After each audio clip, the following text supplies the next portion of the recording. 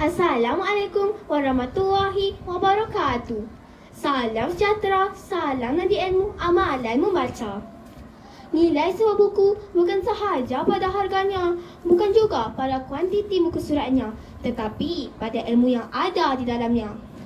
Nur Zara Aisyah binti Hisham nama diberi, pelajar tahun 6 cemerlang di Sekolah Kebahasaan Payataram CBA 7019. Saya seorang yang gemar membaca dan bercita-cita tinggi untuk menjadi seorang doktor suatu hari nanti. Beradanya saya di sini adalah untuk menyelami, mendalami dan memahami sebuah karya yang penuh berisi mutiara.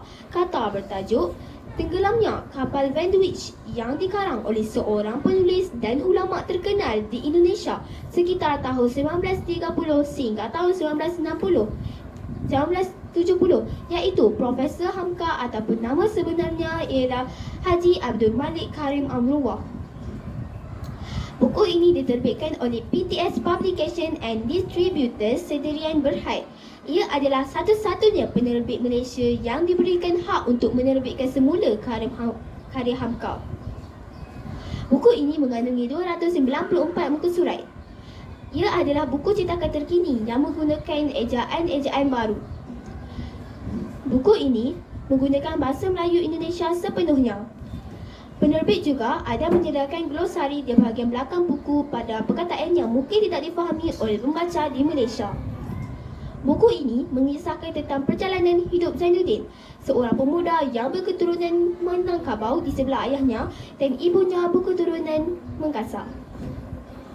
Kisah sedihnya pada titik tolak dari kisah silam ayahnya, seorang pendekar sultan yang dipenjarakan kerana membunuh.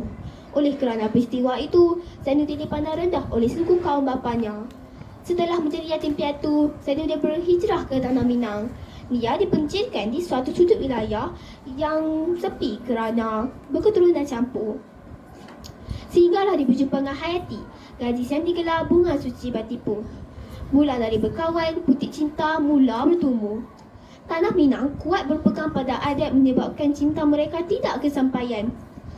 Pedihnya hati Zainuddin setelah hadirnya Aziz yang berketurunan Tulen Minangkabau yang hampir sempurna sifatnya. Itulah kisah cinta Zainuddin dan Hayati sehingga ke akhirnya. Kisah cinta dua darjah ini secara lembut dan sopan memberi kritikan tajam kepada masyarakat yang lebih memandang harta dan keturunan tanpa melandaskan agama. Karya ini membuatkan pembaca tenggelam dalam emosi penuh makna seperti tenggelamnya kapal Vandewijk. Karya ini dipelukkan dengan kemas dari segi sastera, sejarah, sosial dan budaya seiring dengan moral yang dapat diperoleh kepada pembaca. Apa yang dapat saya teladani daripada novel ini adalah nilai daripada pengarang yang menggambarkan erti cinta bukan sekadar sesama manusia sahaja. Ia adalah kepada tanah air, kekeluargaan dan hukum adat istiadat. Terdapat pelbagai nilai yang diterapkan dalam novel ini.